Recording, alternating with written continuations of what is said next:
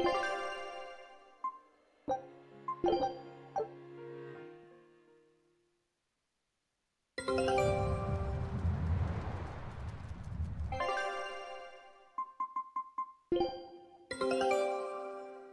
knew this would be big.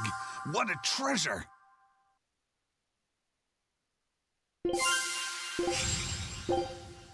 Scout ship setting.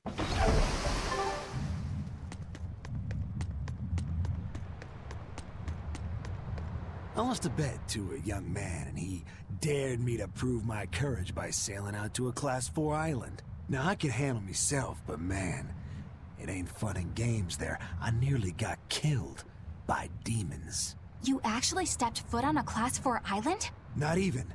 I was still approaching it by ship when this stuff that looked like spider silk started spreading round. These bug-looking demons were using the stuff to try and climb aboard my ship. Damnation! The crew cut those threads as fast as anything, and we got the hell out of there. The whole thing left me bawling. Well, I'm glad to see you made it out safely. I'd suggest not going near there again. Oh no, I wasn't planning on it. I had enough of that place to last me a lifetime.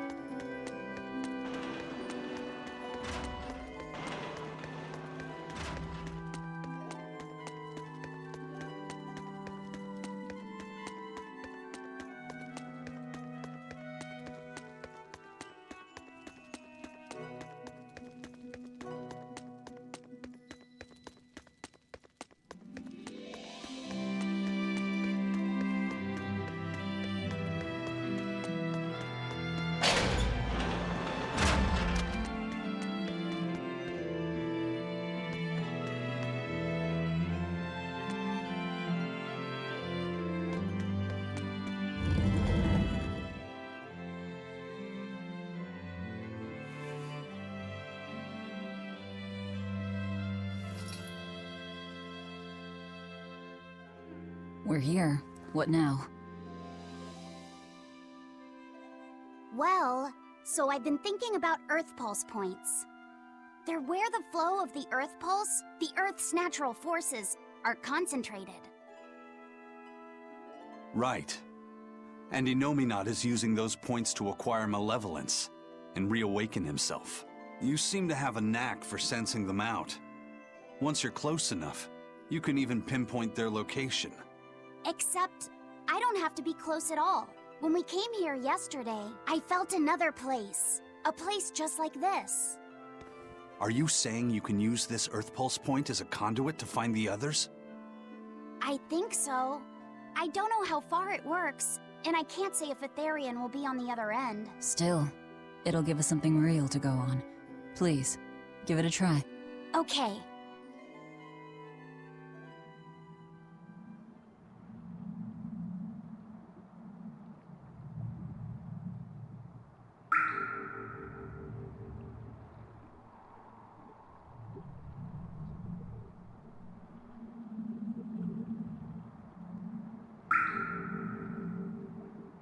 Anything?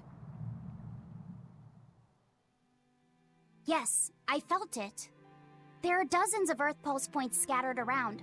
but I sensed a few big ones that stood out. So you can even detect their size. Yeah, at least I think I can. This island is one of the big ones. There are 2 more like it somewhere to the east and the southeast. But I think those are the Warg Forest and the Temple of Palamedes. Still, that suggests we're more likely to find Therians at the larger Earth Pulse points. We've got 3 Therians to go. Anything that helps us narrow down our choices is a boon. Yeah, you've done great work today, Laphicet. That's for sure. Thank goodness you're here. You're a marvel. One of the wonders of the world, kiddo! It's not that big of a deal, really.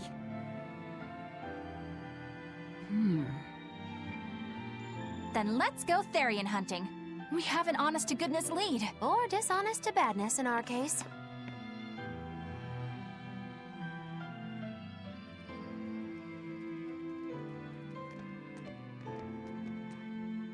Broke again. Still not good enough. You think it's your swords that are weak? You don't think maybe your body's just stupid tough? No. If it can't cut me, it's just not good enough. I need stronger materials to make a better sword. I'd love to try orichalcum, but getting that stuff is next to impossible. Orichalcum. That's the strongest metal in the world, right? A rare metal that's only been found in ancient ruins, and seldom at that. I've seen fragments of the metal myself, but I've never even heard of a piece large enough to forge into a weapon. I have. I heard a rumor that a block of orichalcum was discovered in an ancient ruin some 200 years ago. Unfortunately, the boat carrying it sank in a storm. From the depths of the earth to the depths of the sea. A sunken ship. Treasure at the bottom of the sea. That would stir any sailor's heart. If we knew where to find it, could it be salvaged? The ship's crew drowned, so nobody knows where she sank. Besides, it's a centuries-old rumor. Who's to say it's even true? Right. No sense in wishing for what can't be gotten. I'm sure there's other material you can use. Even Dial makes a good point sometimes. Hey, what do you mean, even Dial? Even Dial's getting angry! Saying it like that's just weird, Kamoana. Even Komoana's getting weird!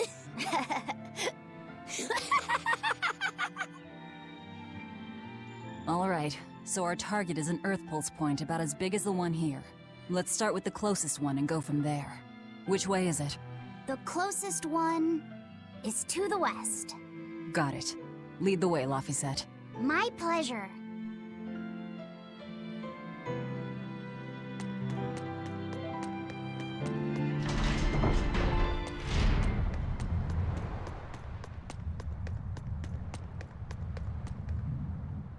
I understand why the Abbey turned this island into a prison. The waters here are filled with rapid sea currents. Make a single wrong turn of the rudder, and your ship will be capsized just like that. Not to mention the fog and all the storms that pass by. It must be nearly impossible to escape. Aye.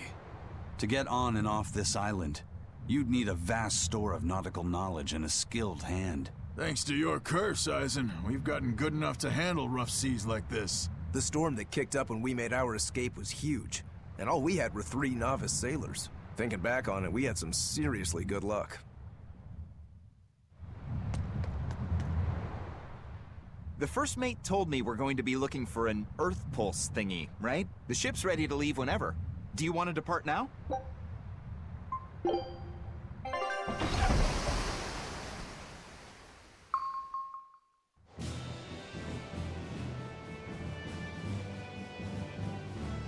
It's here! This is the Earth Pulse point! Nothing but open water as far as the eye can see. Is your Earth Pulse point down below? Most of this world is covered by ocean, so of course there'd be a lot of Earth Pulse points in the deep sea. But surely even the Abbey would have a hard time containing a Therian underwater, right? Looks like this one's a bust then. Sorry, everyone. Hold on. We've seen a bug Therian. You don't think there could be fish as well? You may have a point.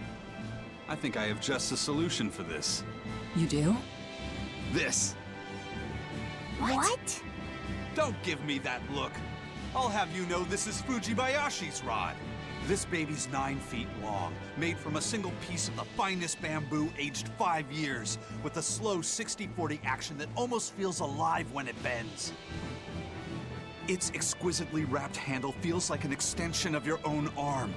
And just look at that elegant black lacquer finish. It's as perfect a fishing rod as there can be. I'm sure it's a lovely fishing pole, but fishing? Are you sure? This is a Therian we're talking about.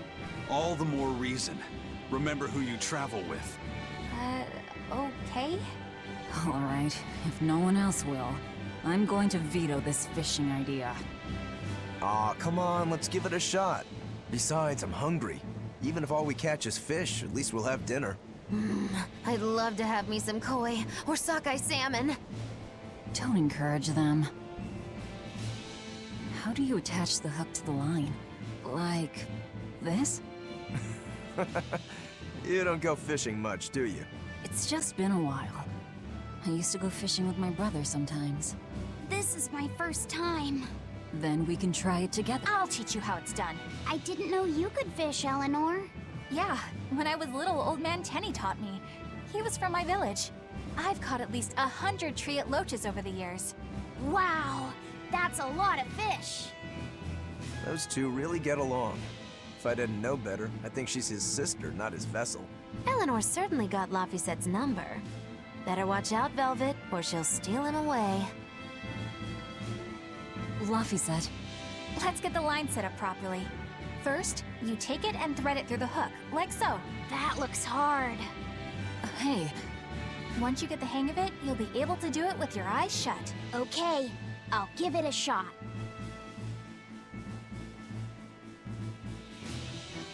Laffy! Huh? You mean me? Oh, I was just... Be careful there. Wouldn't want you falling into the water or anything. I'm not a little kid, you know. It's just that Laffy fell in once. A long time ago. Laffy? You mean your younger brother? That's right. You reminded me of him is all. If you say so. Is that all you wanted to say to me? Yeah, that's it. Okay then. I'm going back to fishing with Eleanor. People aren't as easily swapped in and out as fish hooks, are they? Is that supposed to mean something? Oh, Velvet, you gotta get it a lot tighter than that. Here, let me take a look at it. Huh? Oh, all right.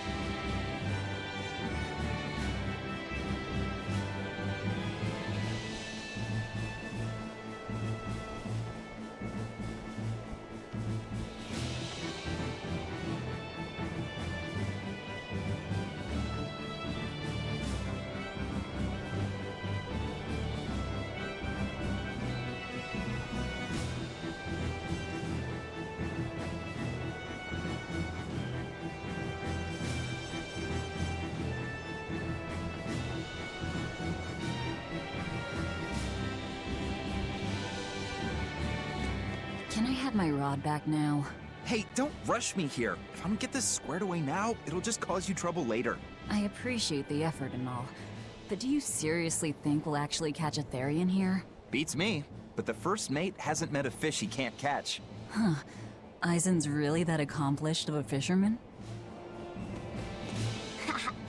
Old Man Tenny sounds like he was a real goofball. Definitely. He used to say the weirdest things while we'd be fishing, just to make me laugh. Like what? Oh, it was all nonsense, but it was funny to me. Silly stuff like, Papero, Popero, Pippity-Poppity-Poo. Yeah, that's silly, all right. Those two look like they're having fun. If you truly admired the fishies, you'd never dream of doing this to them. No matter how tasty the bait, it's a poor trade for a barbed hook in the lip and a cruel death in the unforgiving air. I don't admire fish. Fish exist to be caught and eaten, as far as I'm concerned. Can't argue there. Raw, boiled, or grilled with a little salt. You can't go wrong. And if they're nothing but food to you, even their wretched squirms of agony can hold a kind of beauty. Hey, Eisen, how about a competition? Let's see who can catch the biggest fish. Don't be ridiculous. Fishing is a solitary battle. It's about meditation and self-control. Ooh, aren't you the philosophical one all of a sudden? But I suppose. I can't deny I really want to put this rod to the test. Yeah, I know that feeling. Whenever I find a good sword, there's nothing I want to do more than to swing it. Sure enough. There's just something about good equipment that gets the blood pumping. Yeah. Although in my case, it's usually more like blood spurting. A bit too much blood either way, if you ask me. Listen, we're fishing no matter what. Wouldn't the competition be better for getting that blood of yours pumping? Fine. You're on. But we both know already how this is gonna end. You can plan all the victory speeches you like, but fishing is like life. Doesn't always go the way you think it will. You ready? Let's do this! At what point did the Therian hunt turn into a contest? Hey, Velvet! I've got your rod all set up for you! This thing could even catch a whale if you wanted to. The rest is up to you. Now get out there and fish up a big one. A Therian, you mean? Might as well give it a shot. It's not like anyone else remembers what we're here for. Oh, something's pulling the line. Stay calm. Fishing isn't about strength, it's about timing. Oh, okay. Got it. Here it comes. You ready? Damn right I am. I'll fillet it before it can even land. If it's a Therian, don't you dare kill it. Now! Heave!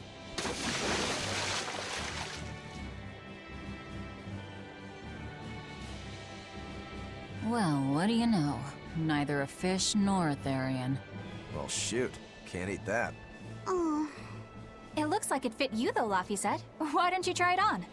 I concur. Maybe it'll bring out his unique personality. My unique personality, huh?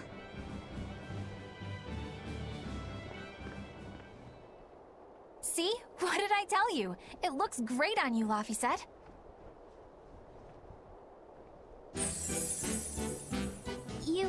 You really think so?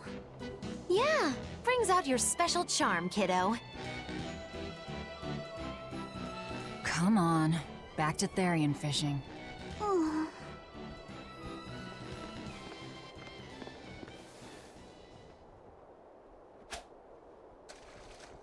Hey, you don't need to take it so seriously.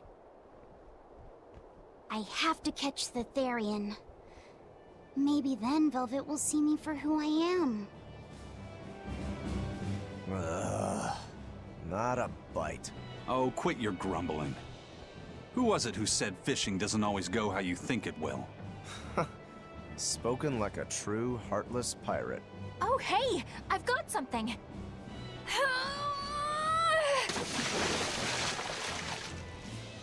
Whoa, looks like I'm next.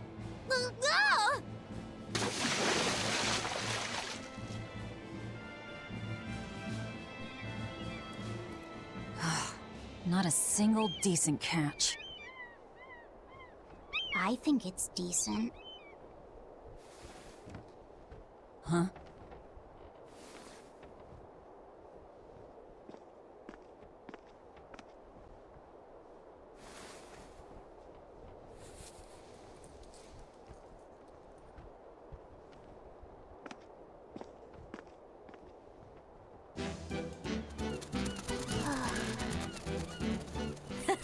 You found a look all your own.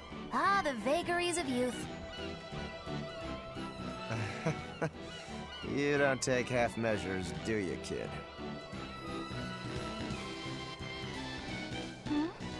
What's wrong, Laphicet? You look ridiculous. Take that off. Stop it! What do you know about me anyway? I know that looks silly on you. All you know is you're Laffy.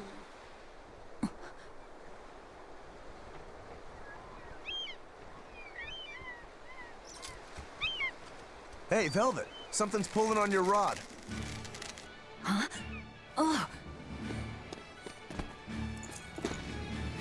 It's a big one. Give it everything you've got! I know what I'm doing!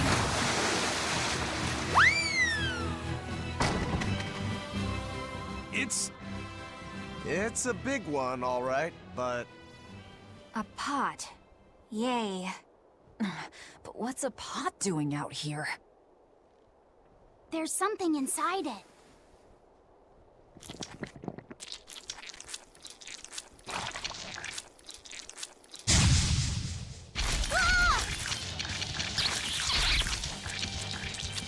An octopod?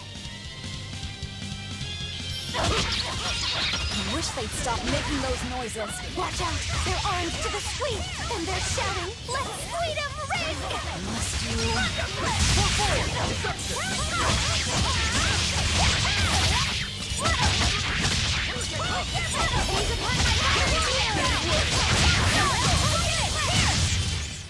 A complete victory! Phew, that was scary. Be more careful before you approach a suspicious object. You think Laffy would have stayed back? That has nothing to do with this! Hold on. There's something else inside.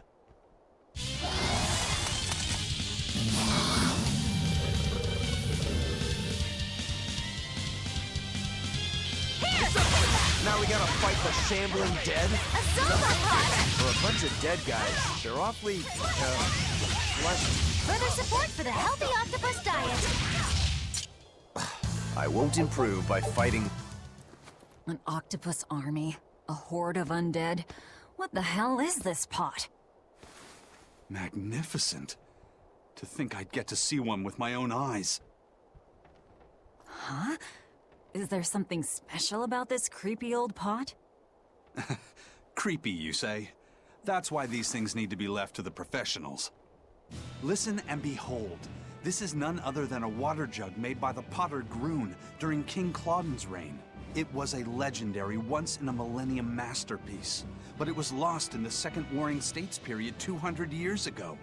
Assertive yet not ostentatious, the piece draws you in with its stately curves and the subtle shimmer of its colors, which belie a hidden savagery. 2 lectures in one day? Yeah, he's talking gibberish, but that's men in general, I suppose. The lost glazing technique of the Orosaurin is so vibrant, it looks like it could start moving at any moment. Huh?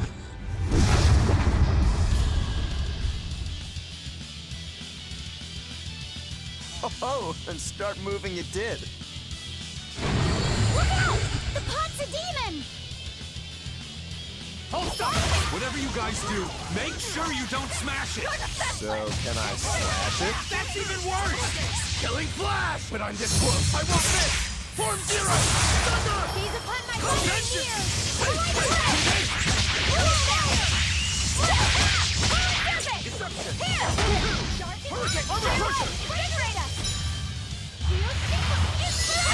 I'll finish this!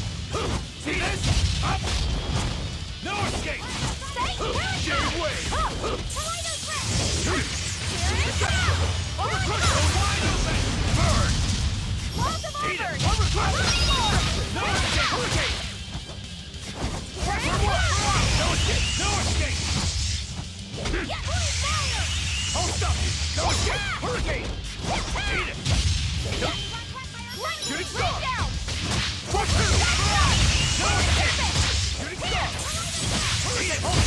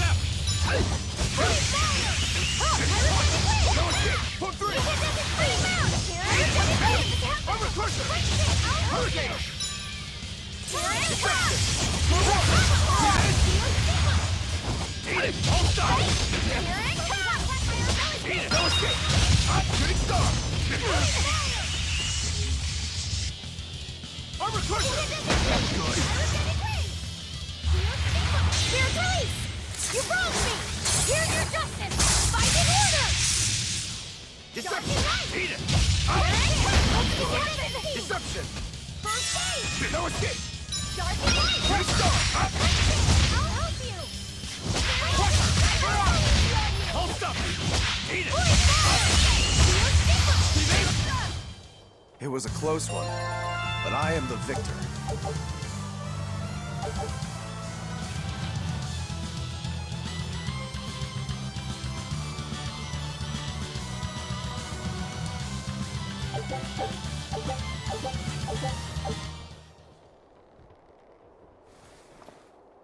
It's finally decided to behave itself. Wait, Velvet! Don't eat it! It's a pot. I'm not gonna eat it. I guess there weren't any Therians to be found here after all. Yeah, if there'd have been any, you'd think ol' Eisen's Reaper curse would have drawn him out. Oh, so that's why all we caught today were weird, useless things. Right. I forgot about the curse.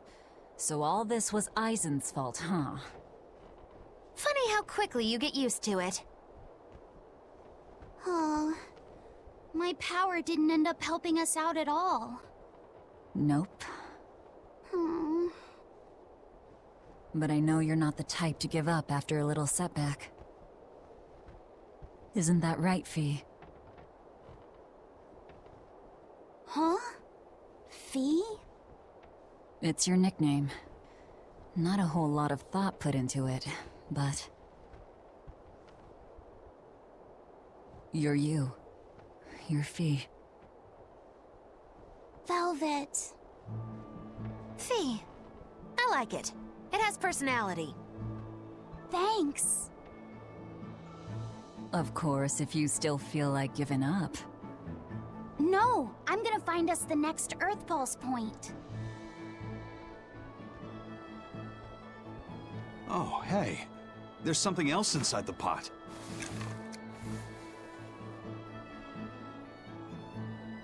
This golden luster, it's orichalcum! I get it now. This must be where that ship sank all those years ago. The one Kurogane told us about. Hell yeah! Kurogane might actually be able to make me an orichalcum sword. Nice find, Aizen. You too, Laphicet. It wasn't easy, but we didn't come away empty-handed. And just getting a chance to fish again was lots of fun. Yeah, I had a really good time too. Even I was entertained. Especially your little costume show, kiddo.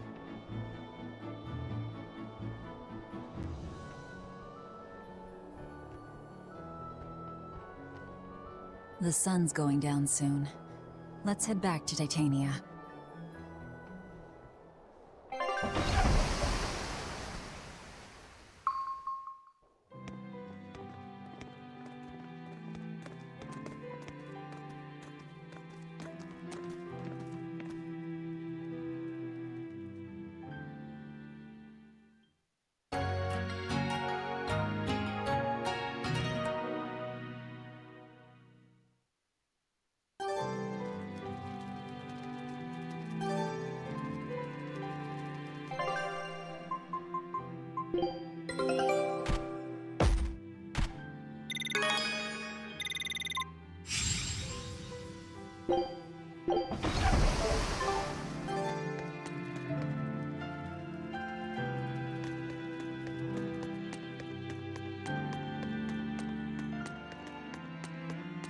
Have you been practicing your dove impression, Velvet? What? No. Now, a performer in Magilou's menagerie has to be more diligent than that. What if we're stopped at a checkpoint and the guards ask you to perform a trick? If that happens, I'll show them my trick where I devour an entire witch faster than the blink of an eye. Oh, that would be a sight indeed. But seriously, if you ever want some magic tricks up your sleeve, let me know and I'll teach you some. Just 10,000 gold each. Oh, hey, Velvet. You don't mind if I give Kurogane that orichalcum you fished up, do you? Doesn't matter to me. But do you really think you can make a weapon with that? Well, I don't know. What does the expert think? Conventionally, no, it's impossible. But when has convention ever stopped a demon? I won't argue that. We're dealing with the hardest metal in existence. But I'm ready to cast aside all doubt, to focus everything on forging my greatest creation. If anybody can do it, it's you. Good luck, Kurogane. Yeah, best of luck. If you can make Rokuro stronger, you'll be helping me out too.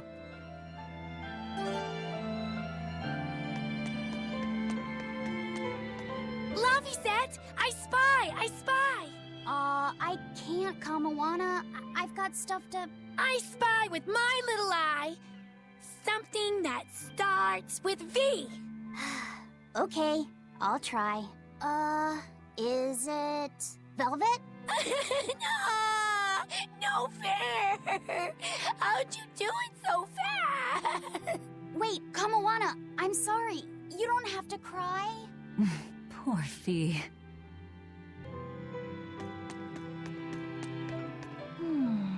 What else do they have in common? What are you up to? I'm compiling everything we know about Earth Pulse points, starting with what the ones in Ward Forest and Palamedes have in common. I'll compare those points with the ones that didn't have any Therians. Then, I'll factor in everything I currently know about the Abbey's deployments. Once that's done, I'll match all that information against what we know about the locations Laphicet was able to sense. When that's completed, we should be able to tell which locations are more likely to house a Therian. You're really going all out, aren't you? Must you sound so incredulous? If you're going to do something, then give it your all. There's no other way to live. Right. I'm counting on you then. I'm not doing this for you. This is for me and for Laphicet. Do you even understand why that boy's trying so hard? Yeah, I do. Hey, what do you say we track down another Therian? Sure. From what I can tell, the next closest Earth pulse point is near the center of Midgand. Midgand, huh? The capital's not far from there. I wonder how things are now that Griffin's gone, though. Only one way to find out. Maybe so, but Eisen's not here, you know. You're right. I haven't seen him in a while. We should probably ask Benwick where he wandered off to. Yeah. Hold on. There's a letter here. On pretty cutesy stationery, too. Let's just have a quick look-see. As the cold turns bitter and the snow piles up on the mountains, I cannot help but think of you and hope you are in good cheer. As for myself, I am the same as ever, although I recently acquired a rare item that I shall be sending your... It's rude to read other people's letters, you know. Yeah, but how else are we supposed to find out whose it is? Does it say who the sender is? Uzfamewu Wexov. Who the hell is that? Probably someone on this island, if I had to guess. Hey! Anybody lose a letter? Do any of these folks look like the type to write a fancy letter? Point taken. It could be one of the pirates. Why don't we go to the docks and ask around? Fine, just don't forget our mission.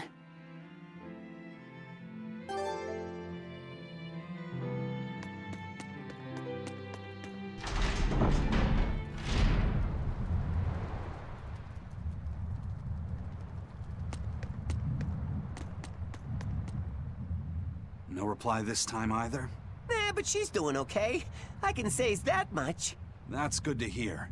I can rest easy then. Now's about getting that pot wrapped. I's got this new sunflower printer. How's that sound? Yeah, that one's cute enough. Let's go with that.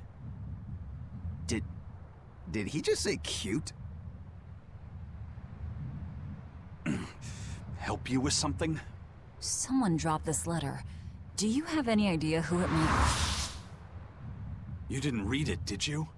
Wait, it's yours? We didn't read it. Much. You really didn't read it? No, of course not. Put this letter in with the package. Who's got it? When you ship with the Turtles Express, rest assured your mail is in good hands. If you're done here, we're ready to head out. Our destination is Midgand. Yeah, I'm all set. Was he sending a gift to someone? And with a letter, too. Gotta be a lady friend, that's for sure. You think? Either way, that letter was really polite. And did you see that penmanship? Yeah, I didn't know old Reeps had it in him. I can hear you two, you know. Ah!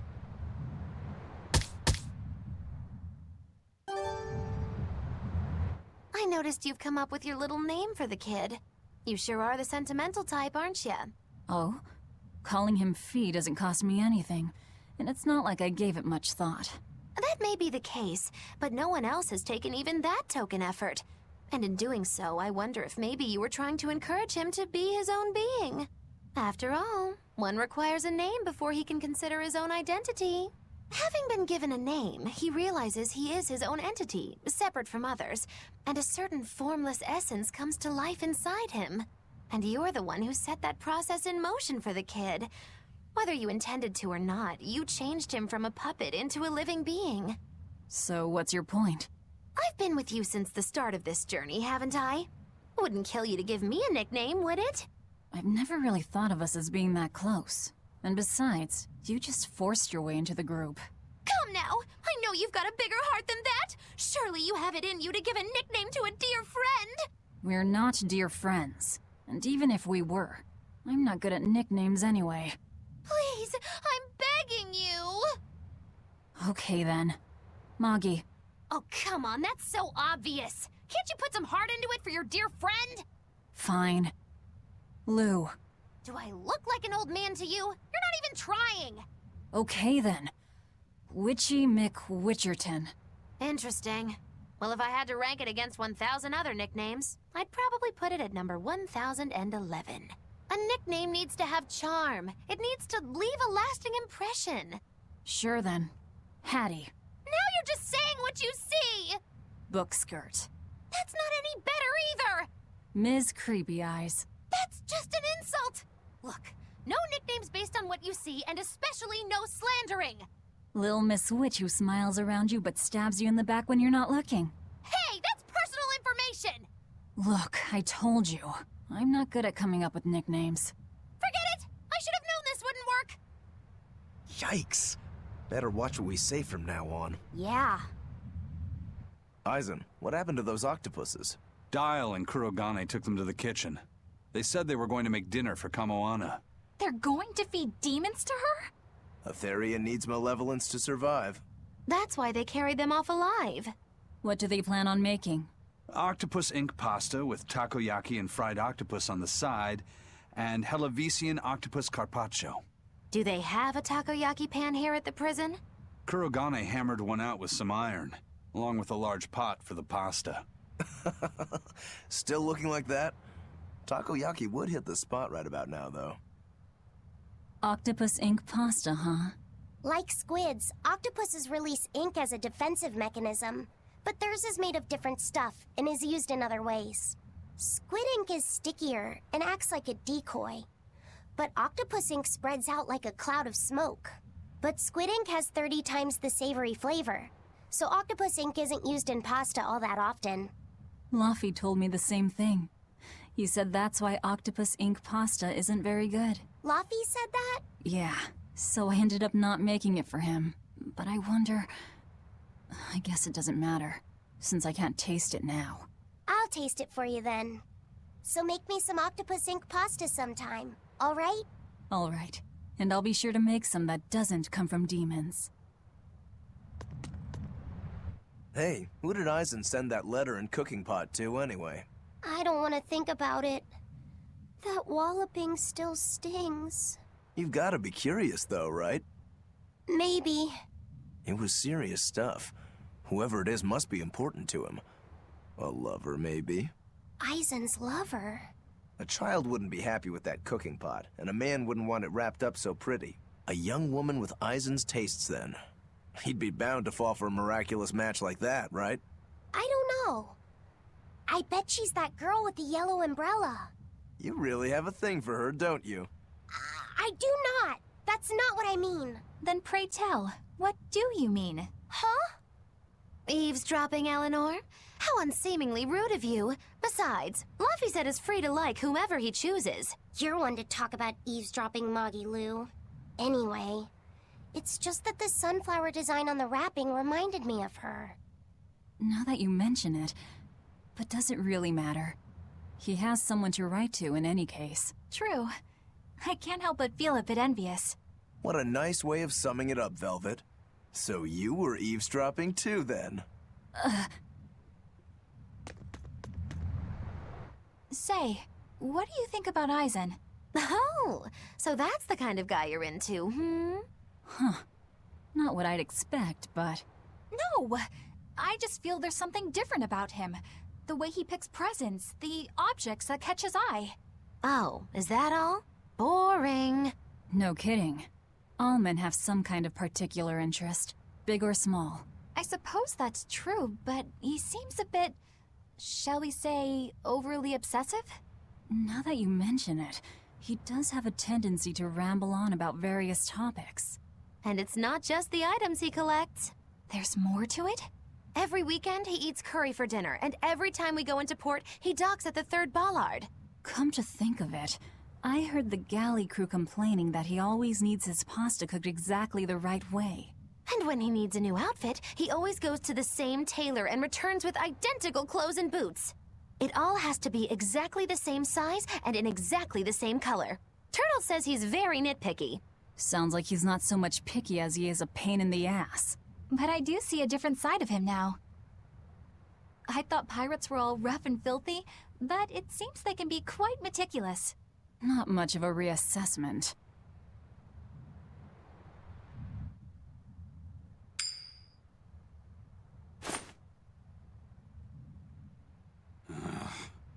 It must not feel great only ever getting tails, I bet. Nah, I don't really mind that much. It's way too late for me to start letting that bother me. Yeah, but wouldn't it be nice to get heads at least once? Hell, I know I'd like to see that, and I bet Laphicet here does too. Yeah, I do. Right? That's why I've brought something a little special. Ta-da! What's so special about that coin? It looks identical to the one Eisen already has. The front side does, yes.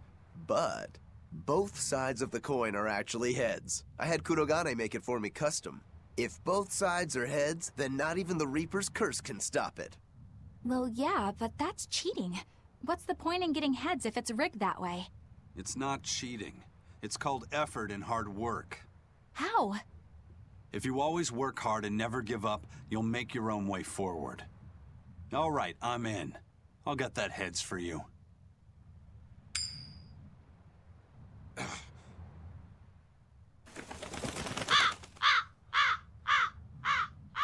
What? That crow just flew off with the coin! Those birds are attracted to shiny objects, I suppose. Damn it! I can't even win against a crow. Don't sweat it. I figured something like this might happen, so I had a backup ready. Go on, give it a shot. You'll show that curse who's boss this time. All right, here goes.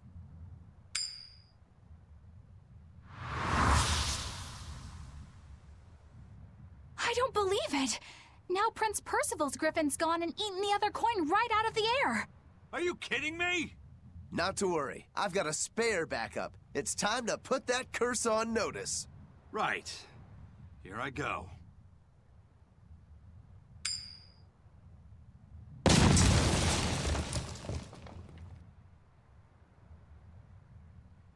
You gotta be kidding me. Reaper's curse or not, does it really have to go this far over a damn coin? It's fine, really. I had a feeling it'd turn out like this. Well, I sure didn't. Yeah, me neither. Hey, Eisen, is there, anything we can do about the Prince's hawk? Griffin, I mean. Every day, it goes out on these hunts or whatever, and brings back the weirdest stuff. It's making a real mess out of the deck. Hawk's hunt? What's the big deal? Well, yeah. At first it was bringing back good stuff like seaweed and fish, things we could cook with. Sure, I was glad for a while. But then it started to escalate. Now we're talking 150 kilo ambercants and 350 kilo killer swordfish that it's catching. That's not a bad thing, is it? It just means more to eat. It is when they're being dropped from the sky onto the deck. Especially those killer swordfish and razor-sharp bills. What if somebody gets run through by one? Can't you just warn the prince that his bird needs to be more careful? Yeah, we could, but he looks so happy watching his hawk. I'd hate to spoil it for him. Yeah, the prince looks so happy whenever Griffin is flying free. He kept grinning and asking Grocky all nice-like if he wanted to fly some more. Grocky? That's what Kamawana kept calling Griffin. She says she came up with it by combining Griffin and Hawk. This is probably the first time in the prince's life that he's tasted any freedom. His whole life, he's only done what duty dictated of him. Letting Griffin fly was his first free act. To the prince, Grocky's an extension of who he is. So what are we going to do? Nothing, really. It's not like it really hurt anybody. But it's punctured some major holes on the deck. I'm sure even the prince knows when to rein it in. Let him have a little fun. He deserves it. I don't know about all that. I'd say the prince is letting his newfound freedom get the better of him. Hey, I was just up on deck and it looks like Griffin's caught an elephant tuna this time. An elephant tuna? That's the really big tuna that can swallow a killer whale whole, right? That almost sounds like a demon to me. Yep, huge fish, gills like elephant ears. I saw it myself. From the looks of it, I wouldn't be surprised if it was a demon. It's crazy valuable. On a good day, it can fetch 20 million gold on the market. But there's something ominous about seeing it hovering in the air above the ship. 20 million gold? I take back everything I said. The prince and Griffin can do whatever they want. Did she say above the ship? Oh, hell. Benwick, we need to stop Prince Percival. Aye, aye, sir. Hey! Don't drop that on the deck! Are you listening to me?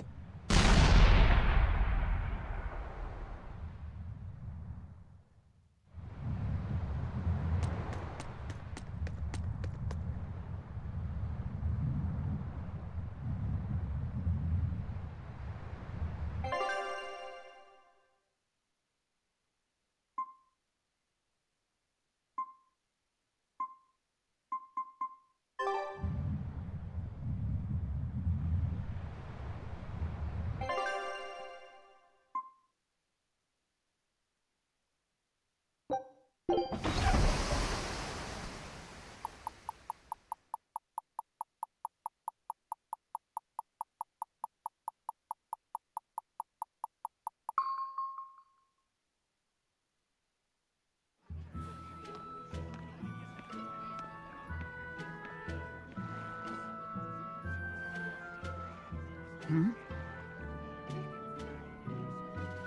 boss has given me a message for you. Says there's some sort of nasty demon running around in the Eldina Plains, to the east of Logris. She thought it might be the one you're looking for. Wasn't the Eastern Highway closed off from Logris? That was only temporary.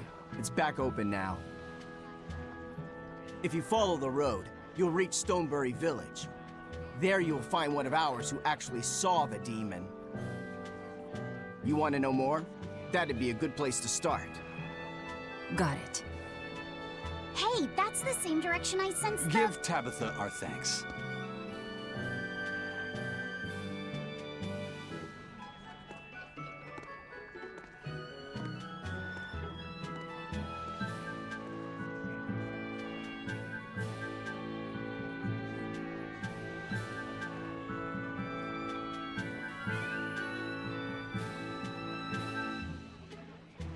It's looking more and more like we're on the right track. We ought to go check out that Bloodwing story. Then let's start by going to Stonebury. Hey, Eisen, did I say something wrong back there? No. I just didn't think we needed to give the Bloodwings any information for free. Huh? He means the Earth Pulse points, kid. We're the only ones who know about them. But aren't we on the same side as the Bloodwings? We're not enemies with them. But I wouldn't go so far as to call them our friends either. That's just how it goes in the underworld. Things can change at the drop of a hat. A poison hat. But how are they supposed to trust us if we don't show them trust in kind? That messenger knew our faces, even though we'd never met. He was here waiting for us, even though we hadn't told anyone where we were going. You're right! We hardly know the first thing about them, and yet they seem to know every move we make. They could easily sell us out if it struck their fancy. They'll work with us as long as we're a useful ally in their resistance against the Abbey. But the more tricks we can keep up our sleeve, the better. We've got each other's back, but only as long as we hold a knife up our sleeve. That's what counts as trust in the underworld. That sounds terrible. But at least you can trust that Tabitha's cooking will be tasty. Can't argue that.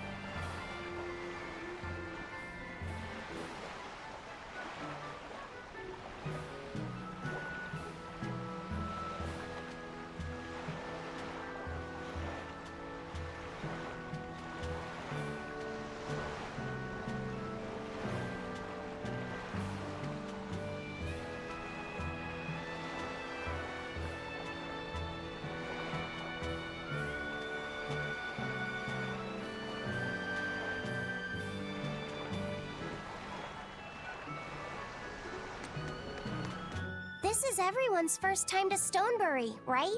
Why was it blocked off? Demons?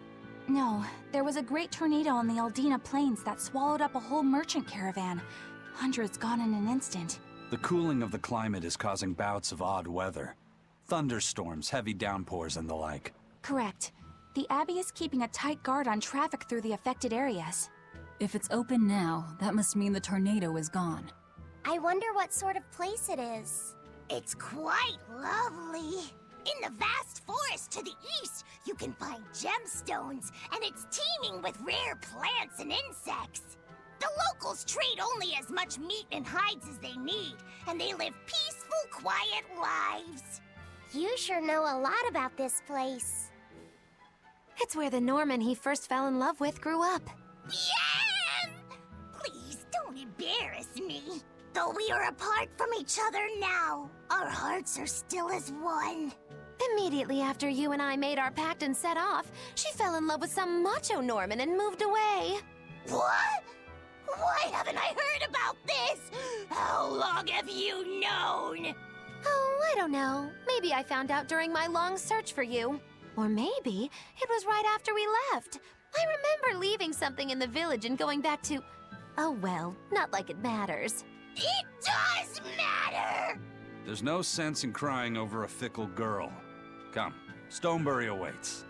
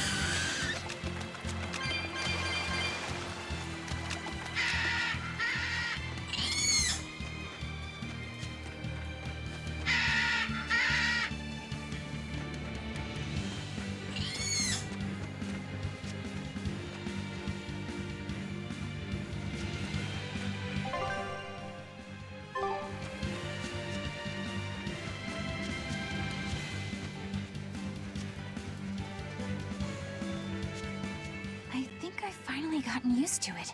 Used to what? Your powers. I think I finally got a handle on them in a way that feels right. That's good. Hopefully you won't faint anymore.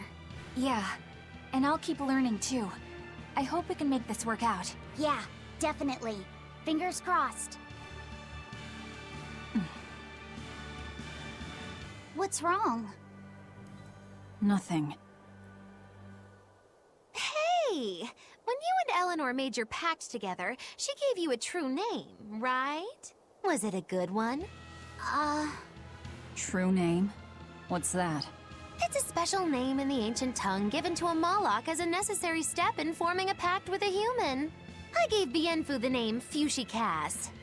It means thing. That's pretty messed up. It's just my own little way of showing affection. So what kind of name did you get, Laphicet? What's the matter? She didn't give you a really weird name like Magulu gave Bienfu, did she? If you're not happy with it, I can talk to Eleanor about it later. So go on and tell me... I'm fine with it. And I can't tell you anyway.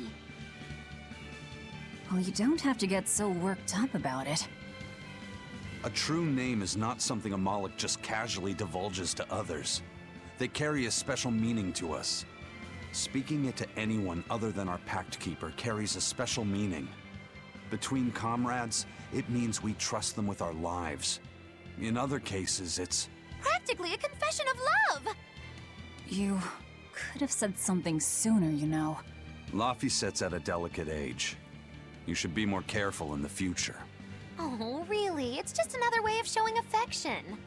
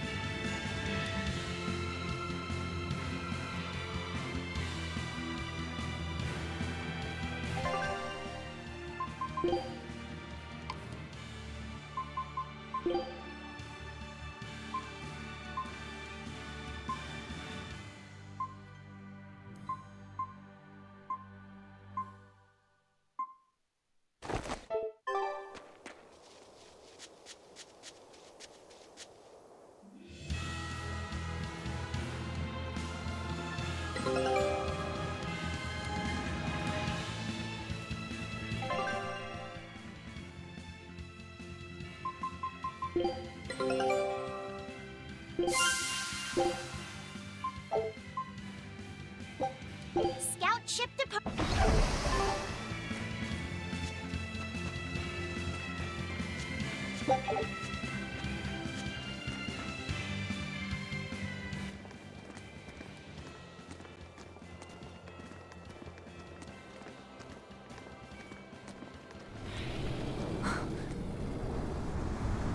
Whoa! Dragon.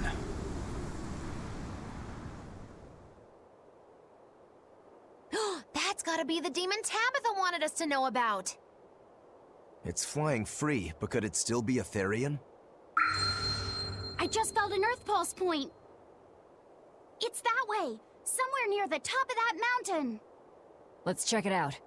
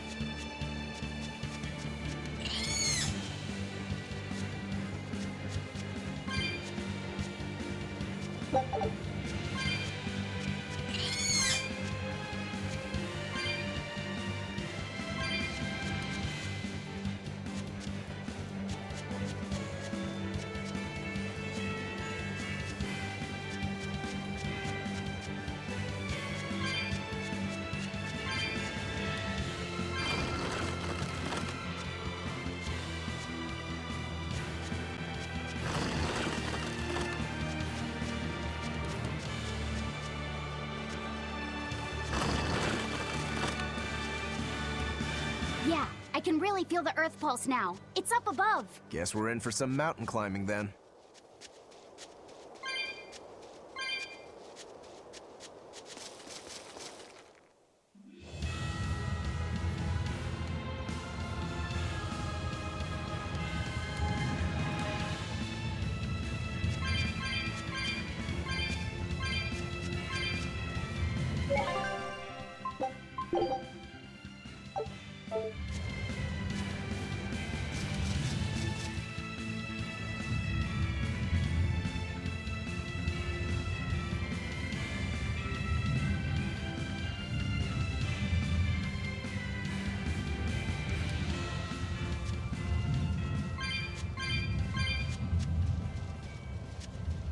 Here! This is the Earth pulse point I've been feeling. No Therian and no barrier. I must have gotten it wrong again. I wouldn't be so sure of that. That dragon could well have broken its barrier. Or it might have been too powerful for the Abbey to subdue. You could be right. After all, dragons make for the strongest demons. The problem is, we don't know if it's a Therian or not. Yeah. Let's stick with the plan and head to Stonebury to gather more information. Am I the only one here who thinks the real problem is how we're supposed to fight a frickin' dragon?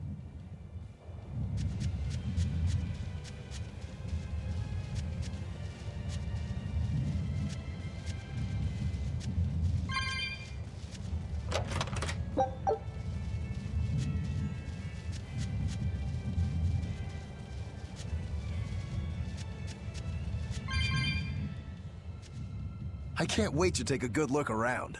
Whoa, now that's what I call a view. I agree that it's beautiful, but don't leap about so much. You'll fall. I can sense many Earth pulses under this place. I figured you'd notice that. An intricate web of Earth pulses crisscrosses the land under the Aldina Plains. Mountains like these would normally take tens of thousands of years to form, but these popped up in about a millennia. So the Earth pulses have affected the land? Exactly. Long ago, people wielded arts that allowed them to manipulate the Earth pulses and control the very land itself. How could arts like that exist? Perhaps they pushed against key points on the Earth pulses? Like how acupressure can improve a person's blood flow. That's a rather forced comparison, but you may be right. Either way, those arts have been lost for eons. I'm impressed, Eisen. You know a lot about everything. Not at all. There's so much I don't know. For example, the name of these flowers. That's why I travel. To learn. Aldina alabaster grass. That's the name of this flower? Yes. A long time ago, my brother showed me a picture of it in one of his books. They're fragile flowers. They die quickly on their own. But if enough of them gather together, they can survive. Fields of them form beautiful white carpets of flowers. In some cultures, they symbolize kinship, the bonds between people. Kinship? Huh. I'll remember that. You and your brother taught me something new today. I'll never forget either.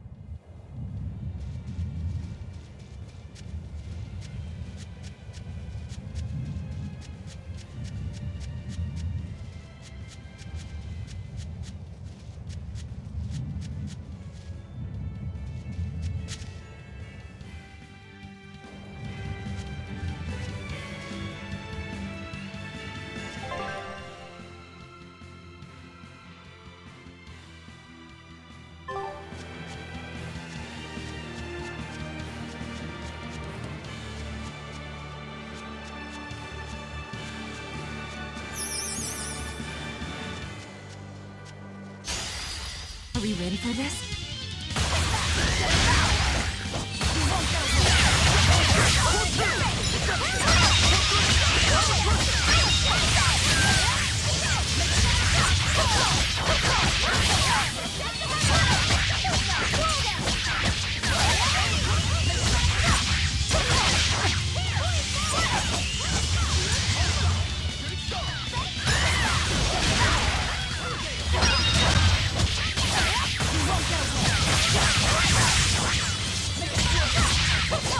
That all you got!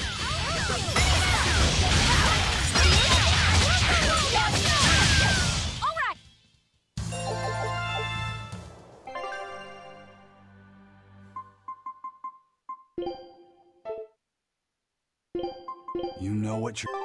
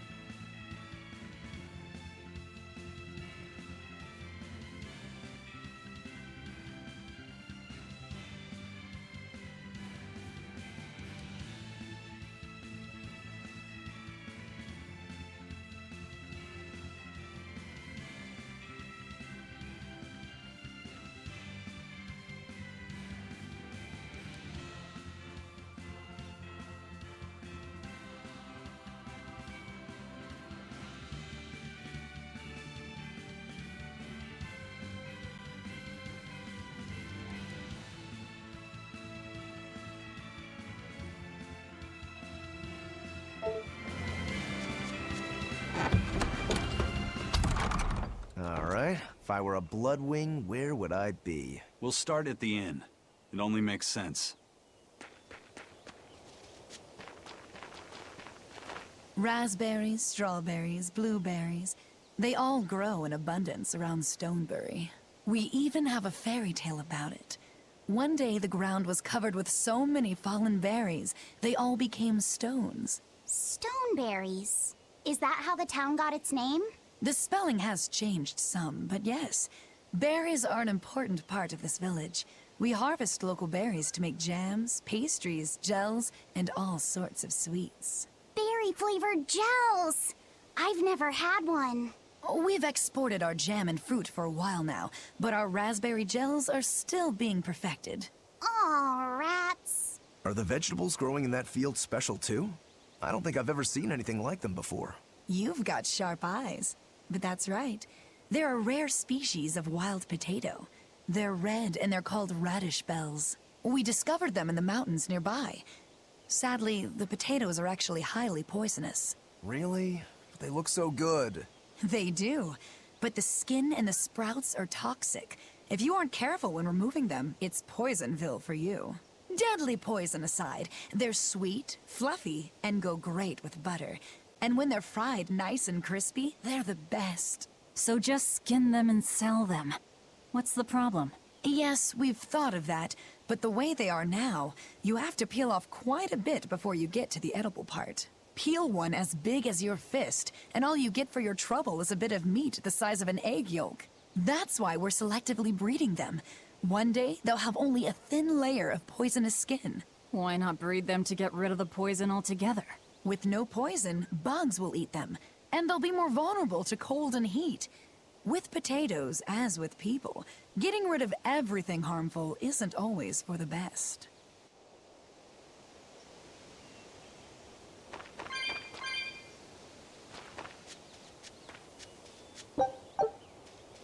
The water around here is ideal for producing wine and spirits. I've been thinking about fermenting something new. What will you make? This region's specialty is berries, so a berry wine? But the chilly air and level of humidity here should be just right for making an amber draft, don't you think? Considering the geography around here, the water must contain a high mineral content. If you use it to make a rice wine, the taste will be unique. I've considered all those options, but I must create something that can surpass my greatest rival, Sleeping Princess. But that's nearly impossible to make. Exactly. Not an easy task, to say the least. Sleeping Princess is made by filling an emerald cask with water from an enchanted mountain spring and sitting it in direct sunlight for 7 years. The water's magic causes it to change color each year. When it reaches the same deep green hue of the cask, it's ready. Solar fermenting, huh? It won't be easy to surpass a marvel of the winemaking world like Sleeping Princess. True, but I've finally found it. The ultimate stone. A gemstone? Will you make a cask from it? That would just make it an imitation. No. What I found can only be called a natural rock filter. You're filtering wine with a rock? Deep in the heart of these mountains, I found a stone that absorbs liquids. I tried using it to filter a berry wine. The taste of it was unbelievably crisp and bright. It preserved the luscious richness of the berries, while adding a clarity that left me breathless. I call it Pure Land wine. There is no better. May I have a taste? My apologies, but it took me 10 years to make a single thimbleful. I drank that thimbleful for my tasting. It'll be about 50 years before I can make a decent batch. I doubt I'll see a full bottle in my lifetime. 50 years, huh? Meet you back here, then? I've never been so glad not to be human.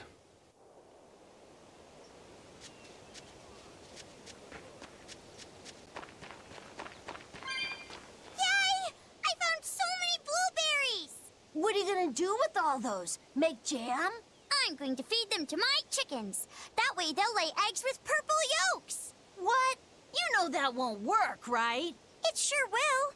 The color of yolks change depending on what a hen eats. My grandma taught me that. Actually, we always feed our chickens corn.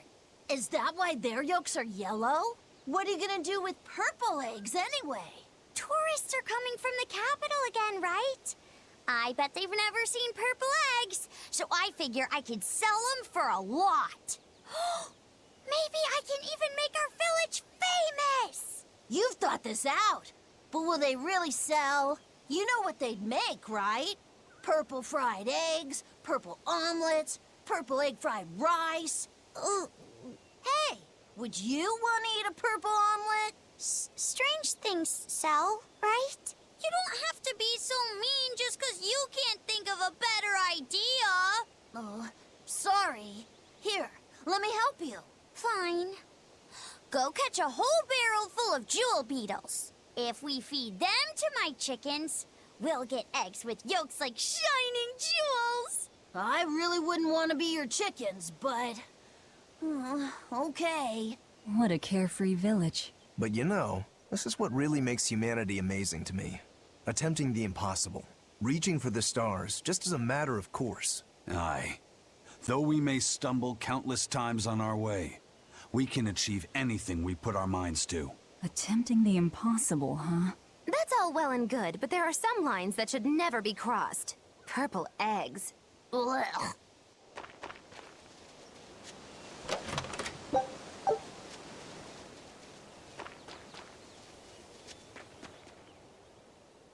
Stoneberry hasn't had much luck growing just yet, but this pioneer town has a lot of potential.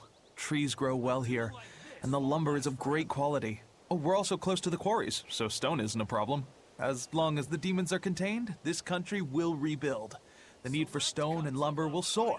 Best of all, this area is quiet, has beautiful lakes, and is a perfect place for a craftsman like me to work. And why settle for anything less?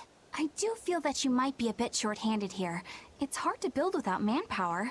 You're right. We need something to attract new settlers. Maybe some sort of specialty item? Is there any fruit or vegetable that can only be found around here? There is a type of potato called the radish bell that we grow, but it's got a few, quirks. If you want to attract people, you should just ring a bell. Come to Stonebury, where the money grows on trees. A bell tower, huh? That might actually work. We can even use local stones for the bell. The Stonebury Stone Belfry. It won't work. Huh? Try hitting a rock. Doesn't ring. Ah, how could I have missed that? I'm still such a novice. My master taught me better than this. Think before you build. That's what he always said. I need to do better and not sully his name. Go on, take it.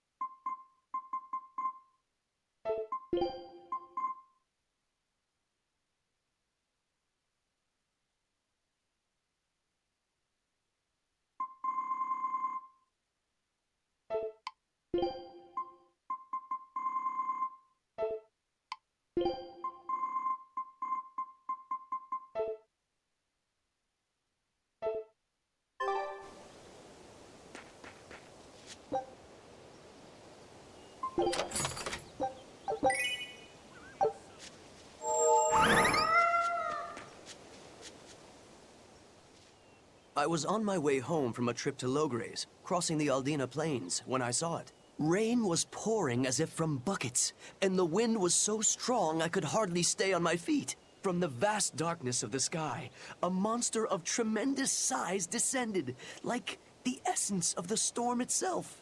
A huge flying demon? At that moment, a group of exorcists leapt out from their hiding spots and began to battle the demon beast. But it met their swords with its fearsome horns, and a swipe of its tail threw the noble exorcist's back. Horns? And a tail? Where did the demon go? I couldn't tell you. I was so frightened, I ran away and never looked back. I hope the Abbey can get rid of it, but the beast took out 3 exorcists with a single blow. Come to think of it, another person was there too. He faced the demon and told it to stop. Zavid. If you're going to the Aldina Plains, you'd better be careful.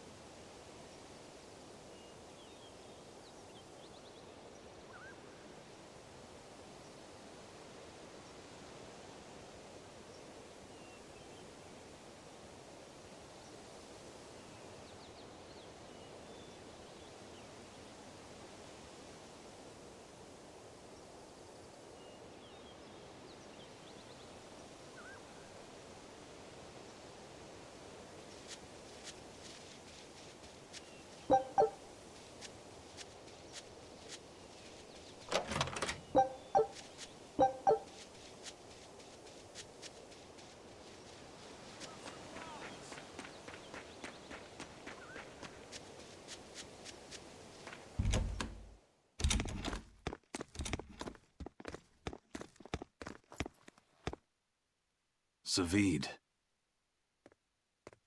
Well, hello, sailor.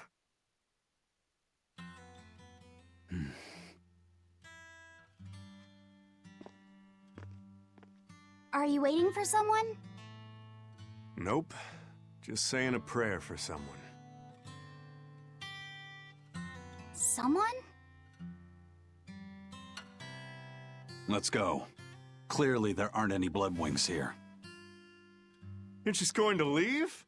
I'm right here. Everybody has times they need to be alone.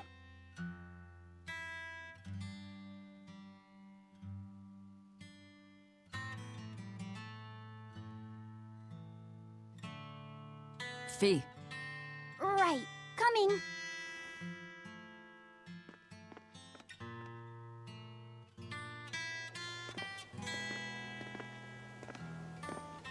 What do you think he was praying about? Well, for one thing, he was drinking a bottle of thorny forest. Oh my. The drink you share with your special someone when you're going to be married for life! How romantic! But getting your hands on that stuff is no small feat. I can only hope I'll get a chance to taste it someday. That must have had an important meaning for Zavid. That's why you left him alone. Don't read too much into it. You're Velvet, right? Huh, you must be the one who's seen the demon we're after. We saw a big snake-looking dragon fly over on the way here. Is that what you saw too? Yes, that's the one. It nests at the top of the mountain in Aldina Plains. We went to look ourselves. No dragon. It only returns to its nest on rainy days. Rainy days, you say?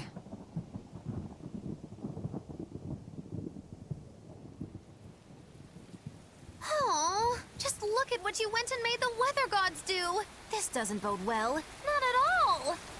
Thanks. We'll give it another shot.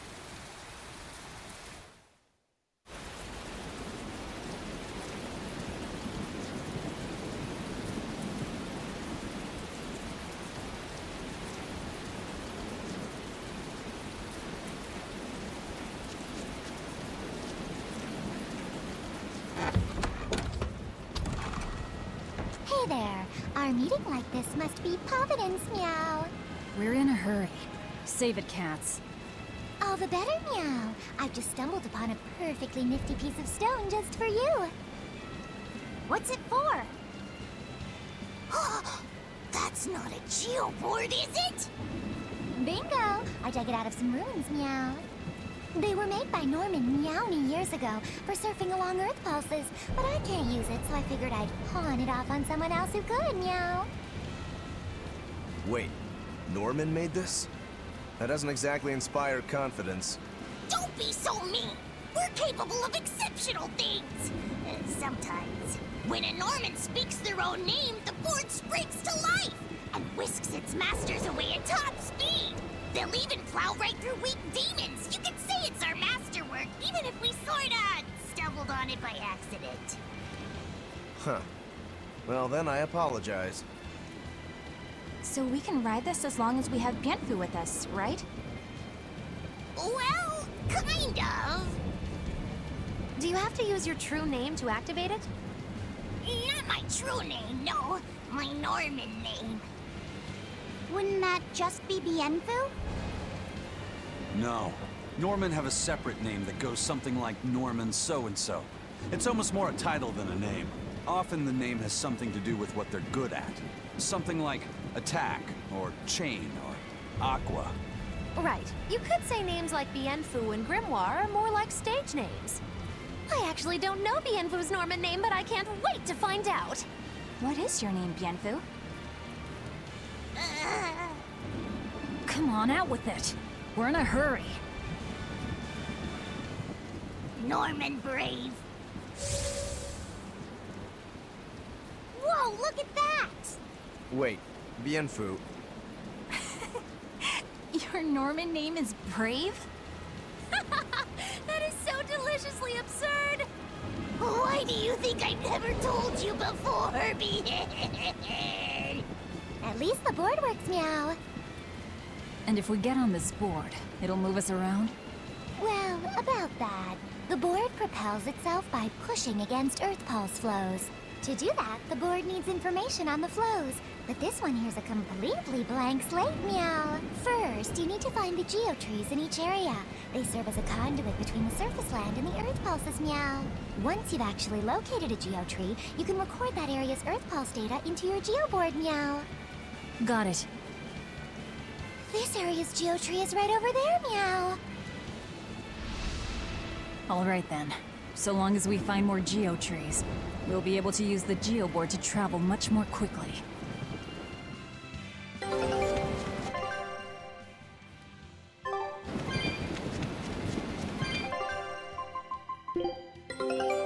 A new resident.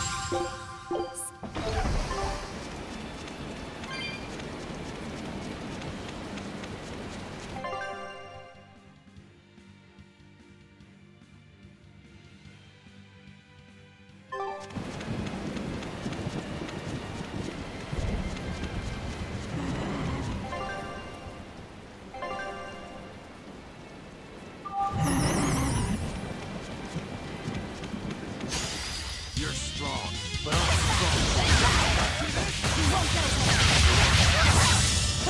How's that? 1, 2.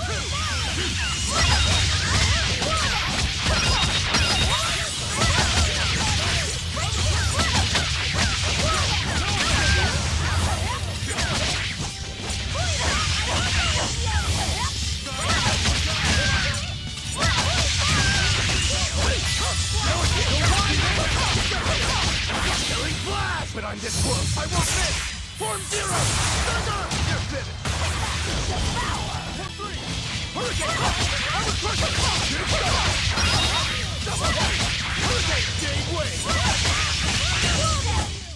Hey, is everyone all right?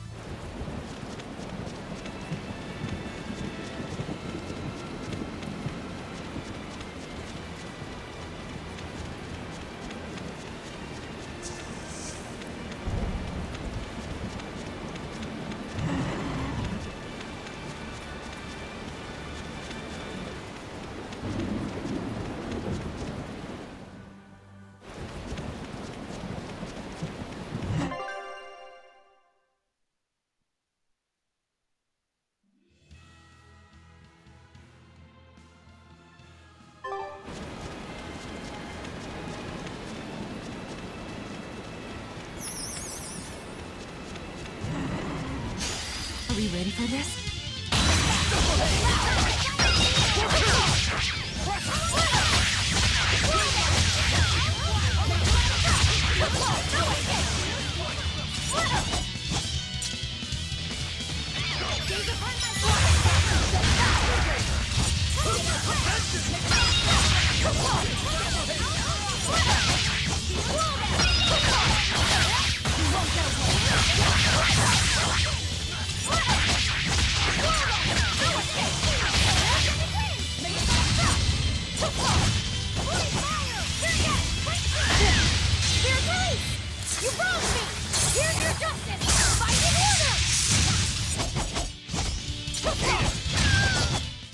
If you want to live, get...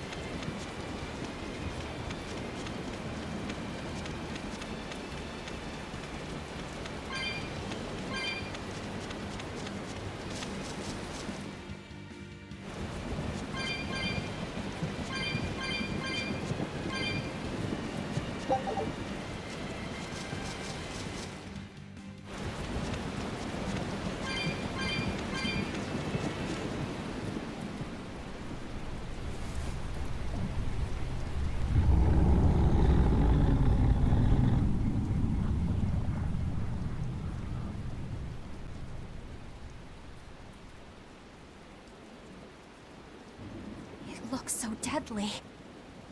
And just check out how much malevolence it's putting out. Which means it's not a Therian. Let's retreat. We've got no reason to pick a fight with something we can't handle. I do. Oh, you're up for it? What? What are you doing? She's right. Fighting this creature is a good way to end up dead. Oh, sorry.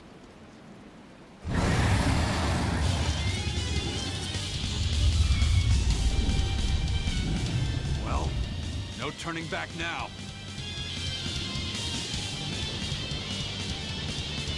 Damn it, this wasn't part of the plan. Yeah, but training like this doesn't come around every day.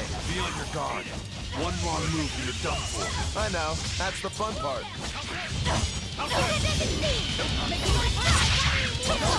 No escape! It's up to eat it!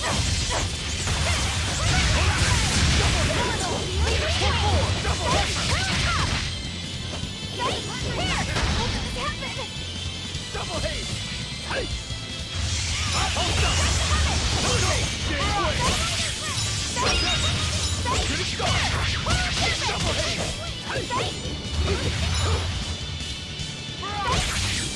Hold up!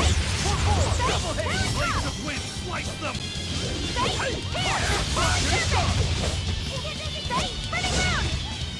Caution! Deception! Up! Pull out! Double haze! Here! Double haze! Now! Watch it! Deception! Eat it! Get it started! Eat it!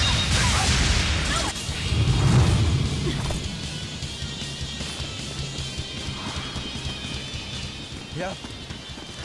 This one definitely puts up a better fight than your average demon. Is there any hope of actually defeating this thing? I'll do whatever it takes. That's my way.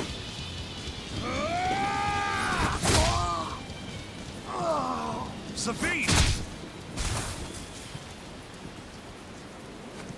Yeah. I see you're out for blood, as usual. You knew, didn't you, Eisen?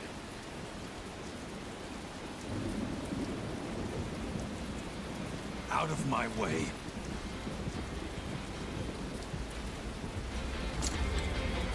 What? Are you protecting the dragon? She's not a dragon! Huh? Back off, or I'll make you back off.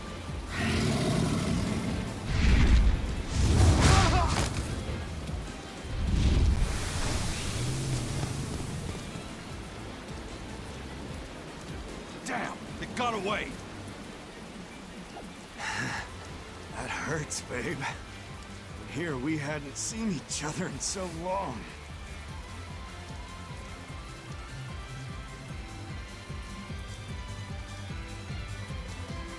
Hold it. Is that dragon someone you knew? I told you, she's not a dragon.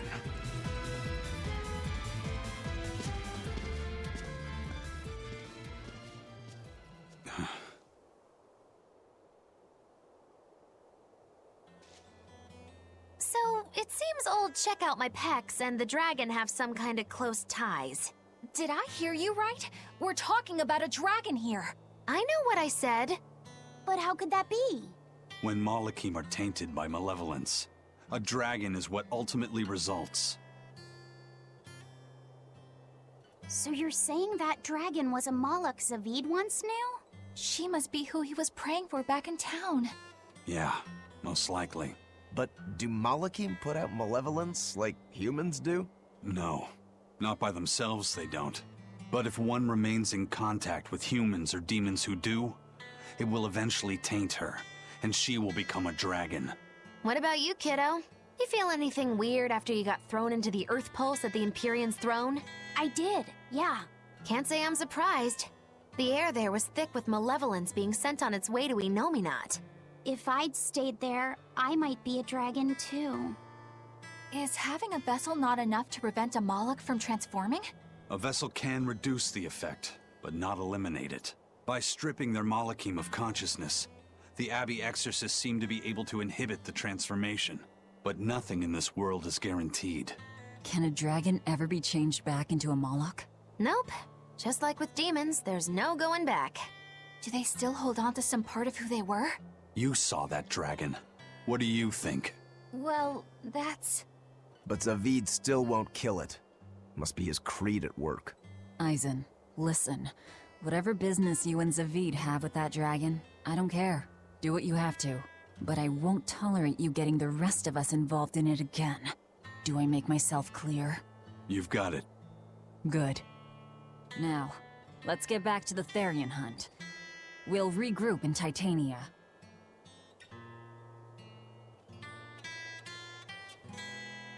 If what Eisen said is true, then could I wind up as a dragon someday? Or Eisen too? I don't know.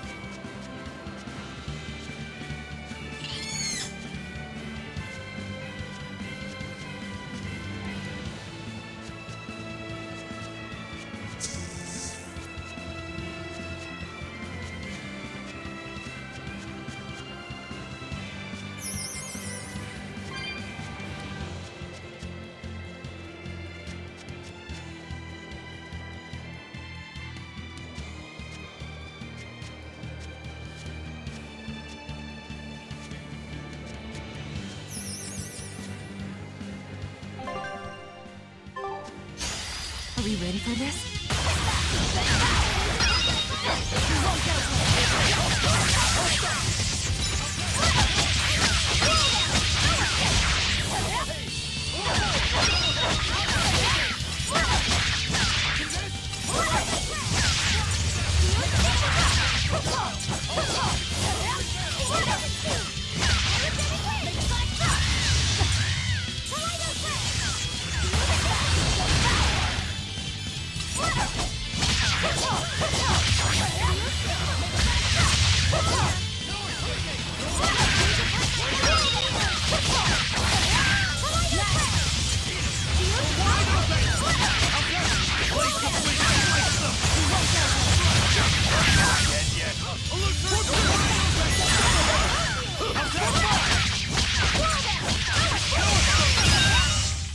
We're finished here.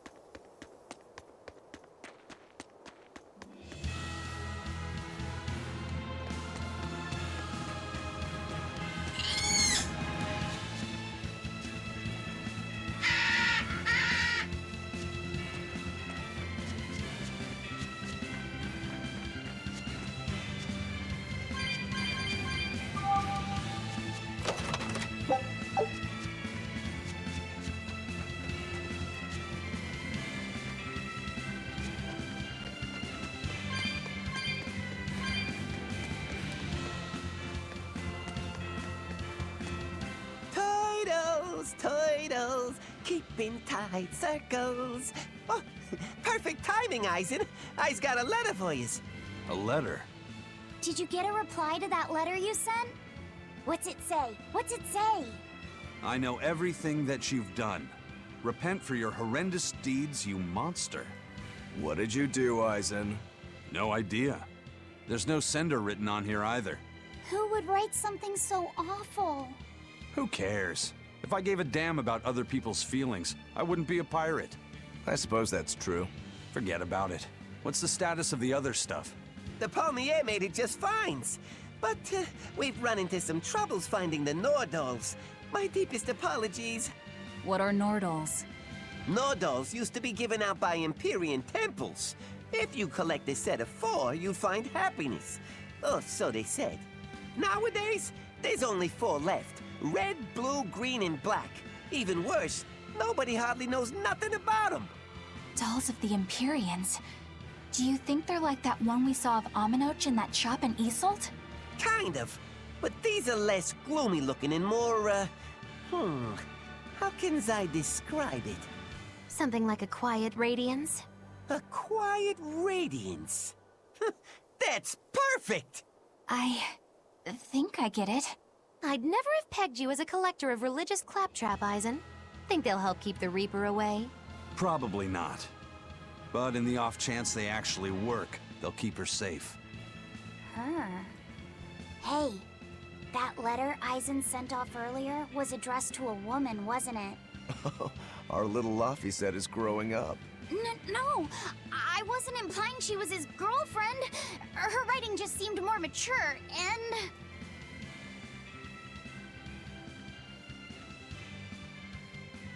It's nothing like that. She's my younger sister. I didn't know you had a sister. She's the only family I have left. She and I live apart for various reasons. I'm guessing your death curse is one of them, huh? Mogiloo! So that's why. I'd be happy to help you look for those dolls, Eisen. Are you sure? Yeah. Okay, then. Thanks. I saw Benwick and the other crew members get into a serious fight over whether cats or dogs were better. I don't get what the big deal is. I can't believe you could say such a thing! No conflict is more perilous than the one that has dogged mankind since the dawn of civilization! In the shadow of every war are the battles of dog lovers and cat lovers. Between each side lies a divide, maybe not all that deep, but unbridgeable all the same. I'd say we're lucky that the squabble you saw didn't escalate into anything more serious. I had no idea it was such a big deal. So what side do all of you fall on? I am, without a doubt, a cat person. Cats and witches have a long history together. Personally, I prefer dogs because they can cohabit with humans while following rules. But I like cats too, because they're cute. What about you, Rokuro? Shigure liked cats, so I don't. But I like dogs even less, always wagging their tails for their masters. I feel the same way. Dogs will trade anything for food. Learning tricks, wagging their tails, getting friendly, and in time, even forgetting to howl. I think that's too cynical. Dogs make efforts to please humans so that we can live together. They're friendly and compassionate creatures. Then does that make you a cat person, Aizen? Actually, I like squirrels best. When I lived with my sister, the nearby forest had lots of nice, fluffy squirrels that would let me pet them. This isn't about squirrels. It's about cats and dogs. You have to pick a side. If I had to choose, yeah, it'd be cats. There's something lovable about the way they act, especially when you spoil them. Reminds me a lot of my sister. What about you, Velvet? Cats or dogs? Dogs. They don't betray you. You always have to be so serious, don't you? So Velvet and Eleanor like dogs, while Magilu and Aizen prefer cats. And Rokuro doesn't care for either one. That makes you our tiebreaker, kiddo. The fate of this showdown is in your hands. It is? Now that you're no longer the Abbey's dog, perhaps you're thinking of being one for Velvet's column? What has that got to do with anything? We're just talking about which animal we like. If you're getting so angry over this, he's going to have no choice but to pick dogs. I just told you. No more fighting!